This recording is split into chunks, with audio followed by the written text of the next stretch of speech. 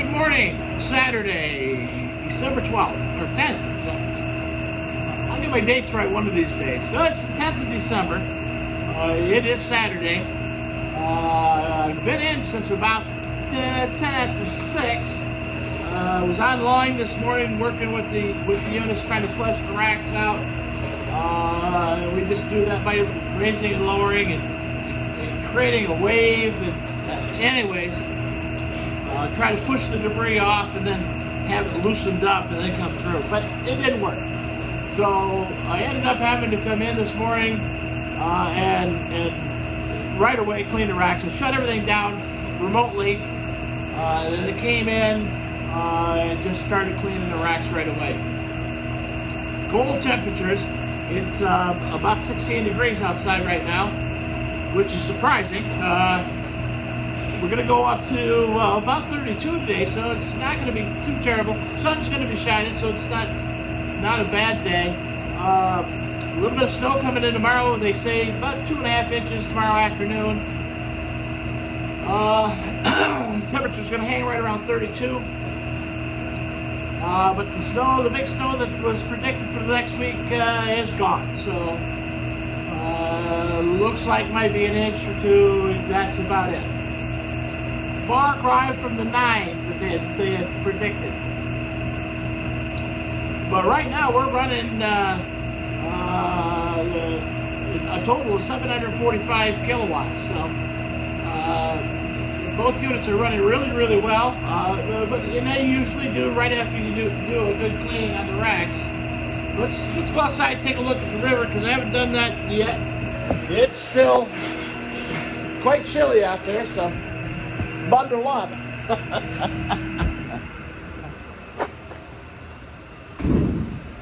Heavy frost this morning. The problem with the little bit of snow is that's coming is you can't plow it because you've only got about an inch of frost and you'll just tear everything up. So you just deal with it. You can see our water level is a little bit lower than it was, but that's because we're running so hot and heavy.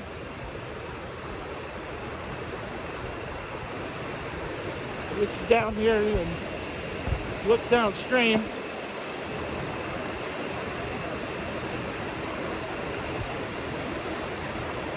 Swing you around here, we'll get you looking upstream here a little bit. Walk down a little down here so you can get a good look up and see everything going. We're still running, we're still high. As you can see, our water level is still high. We were standing out on those rocks just a few days ago. We're really at flood stage. Everything is flooded still. And that was from the about an inch rain we got a few days ago. That makes a world of difference on the flow coming down. Everything is running well right now. So some of the beaver dams upstream have broken up, and we had a lot of sticks and debris come through. That's what we're working with and what we're trying to get over and get around. Definitely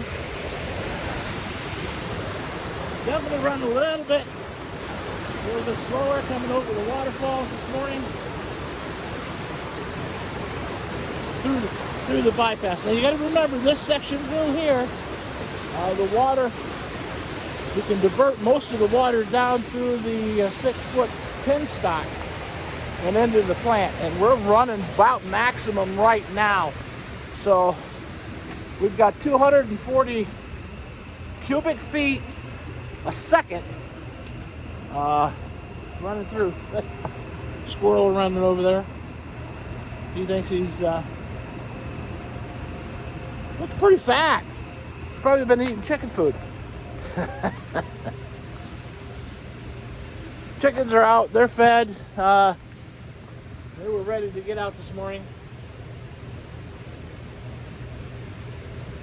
I might might open the door and let them out. I don't know. I'm thinking about it. Let them out, let them roam around a little bit, get a little exercise.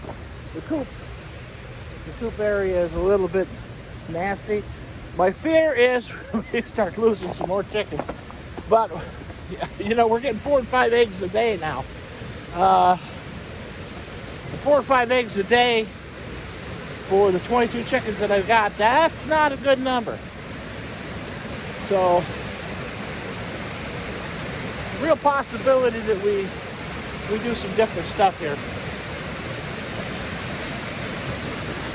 Of course, you know, we got 3 of those chickens are roosters, so.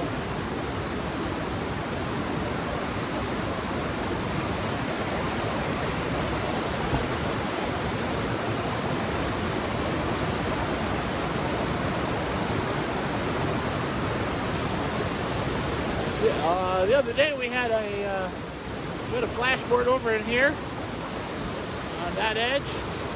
It's gone. So it was one of those, it was stuck in somewhere. So it's gone. It's downstream. It's heading to Wells.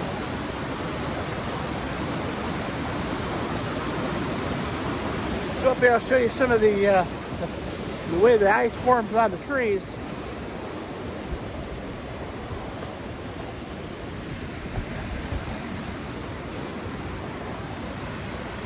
Let's go this way. You might be able to see it through here.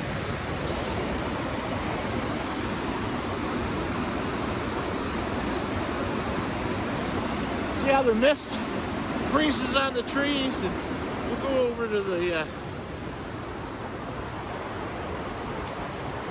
to the waterfalls here and we'll take a look at them. Not much snow. Tomorrow morning there won't be any. Tomorrow night there's going to be a little on the ground, but you know, a couple inches isn't going to make any difference. It's actually going to work against us with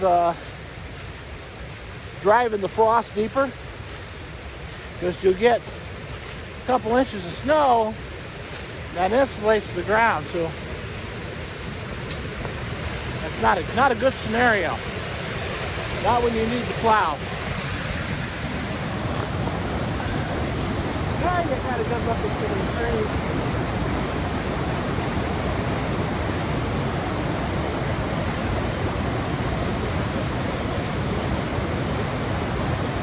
That little bit of ice like that on those is the same as on these rocks. You get on some of these rocks, you go right into the water. At this time, it's really a dangerous situation.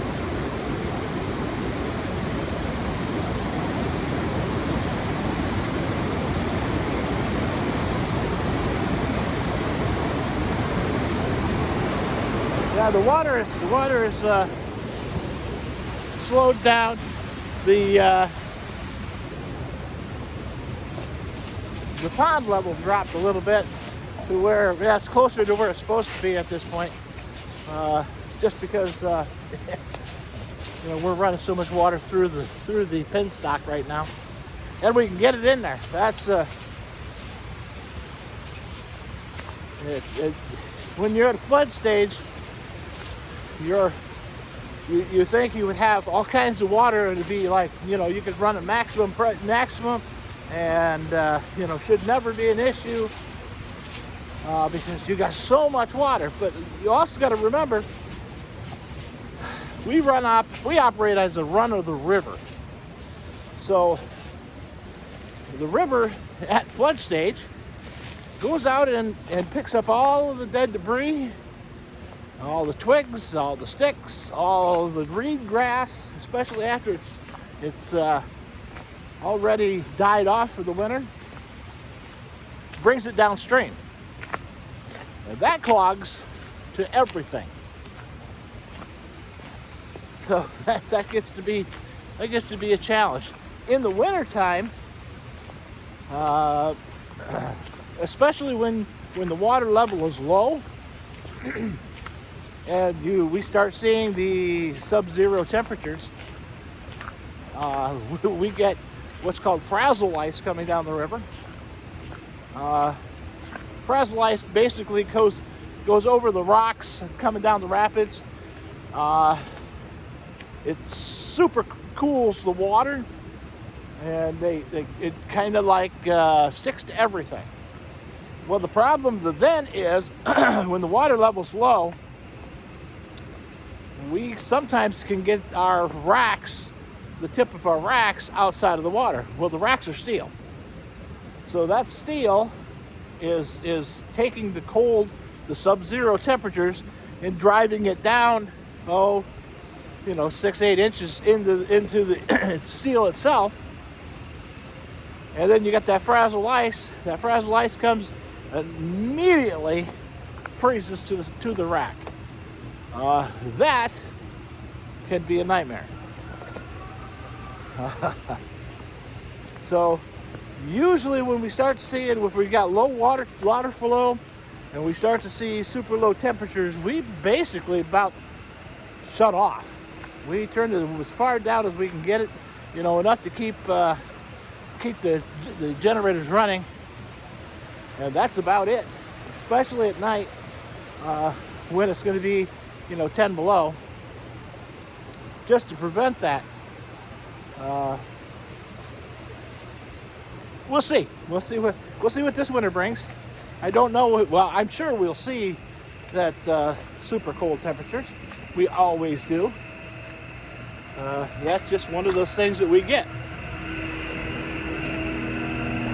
Much warmer in here. Glasses are going to steam up a little bit. Anyhow, yesterday I didn't do any real jobs. I went and took care of the stuff at Saratoga, got that done. So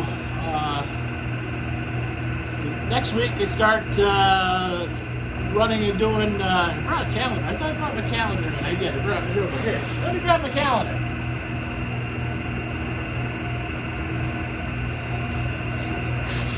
Anyway, so next week we'll start getting things done, things wrapped up on jobs, because on the 28th I have my ablation. On the 23rd I have blood work, and it seems like the 22nd, I'll have to check my calendar, that I have something going on, maybe it's the 20th, I've got to be at Ellis for a scan. So there's several weeks. Next Wednesday, I've got a chiropractor.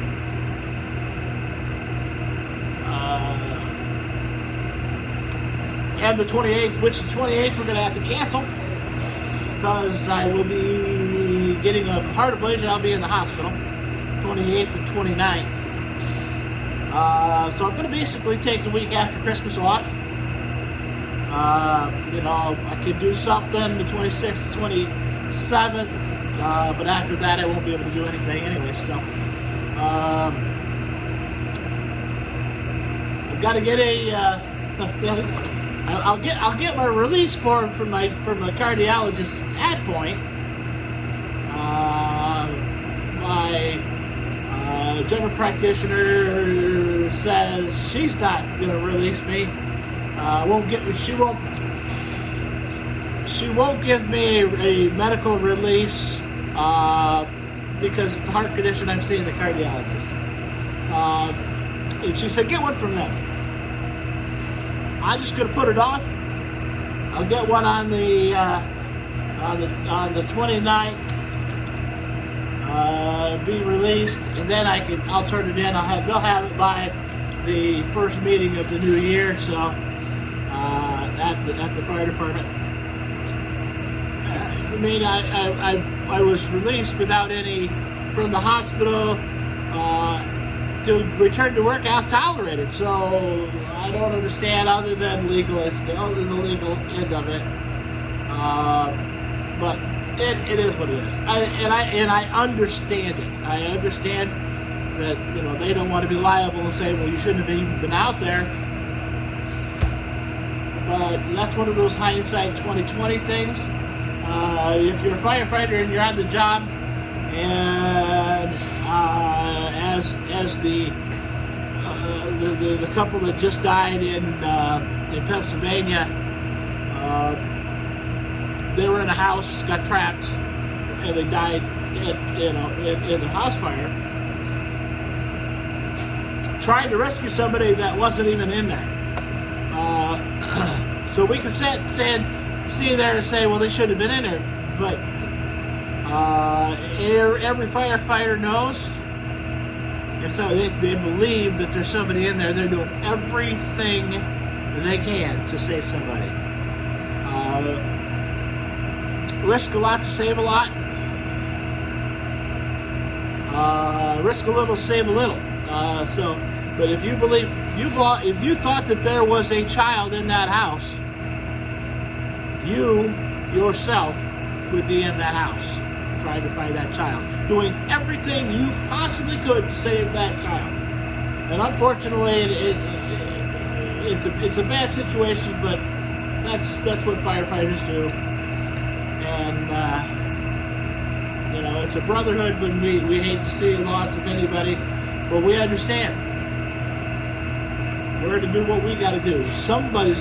They believed somebody's life was in jeopardy. So that's what they were doing. Anyhow,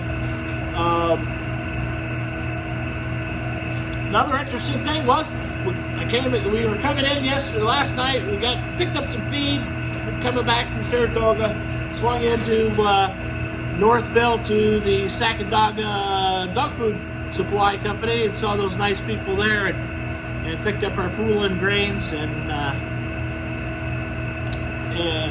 for our chickens. And as we came back in, come across the bridge, coming down, there's a new sign, two new signs that say stop. I was really interested in it, and it said trail closed. Had directional arrows pointing up the hill at Cave Hill. Now I had heard that was going to happen.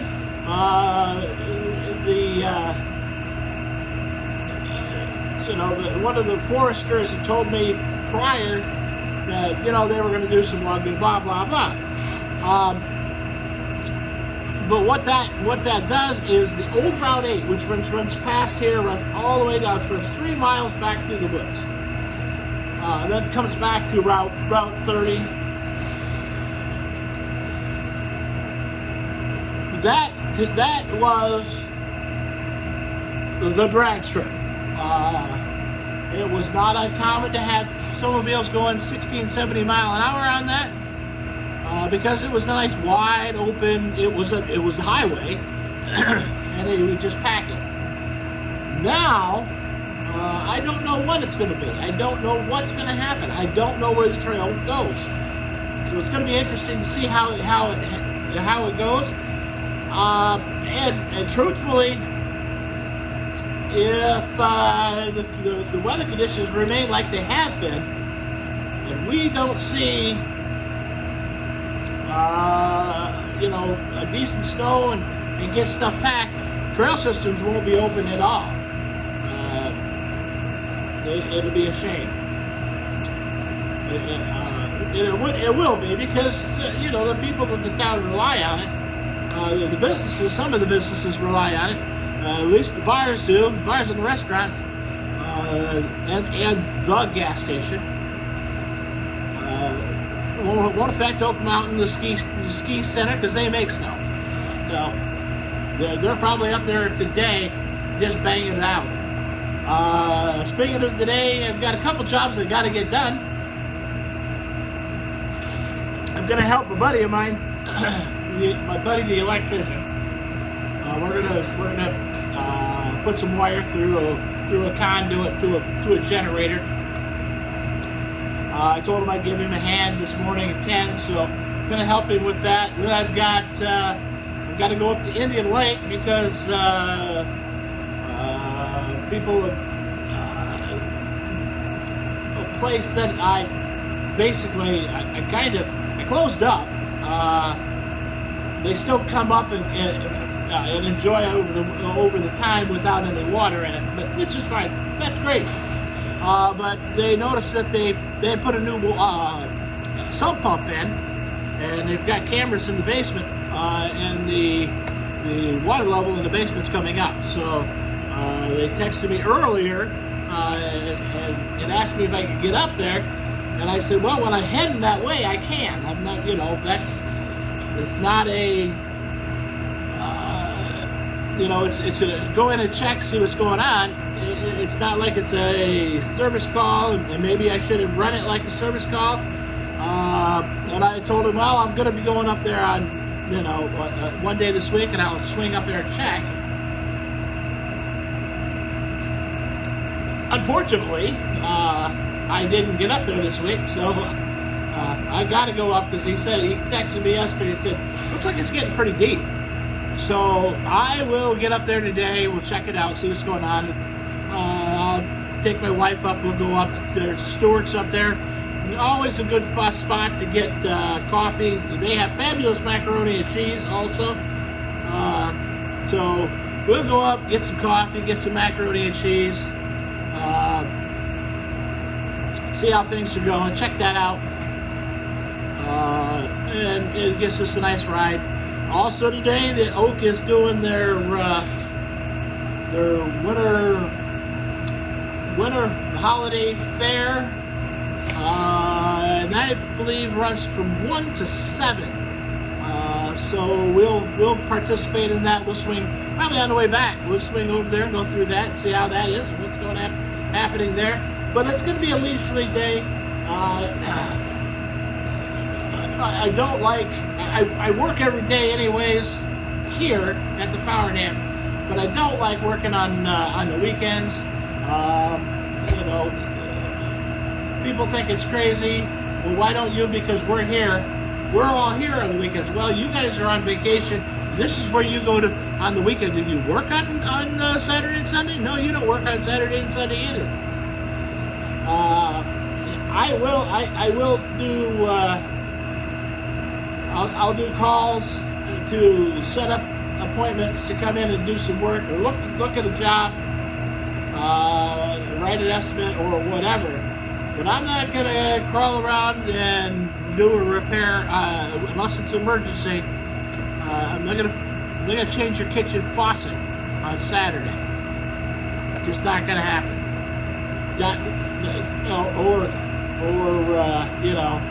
Can you put my toilet in? I bought a toilet. Well, I'm not even going to do that kind of work anymore.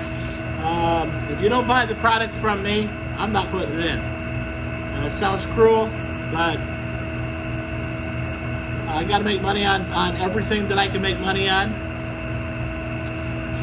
I'm not putting in crap because then you're going to call me and say, this is junk. You put it in. It was your fault. I'm not gonna do it, and I'm not gonna try to troubleshoot it. It is what it is. That's what it is. I don't buy it. You bought it. It's yours. So I guess lesson learned and moving on from there.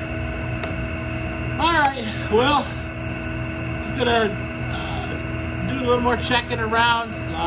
Check my pressures on my units. Gather up some eggs and head back to the house. You guys have a great day and stay warm.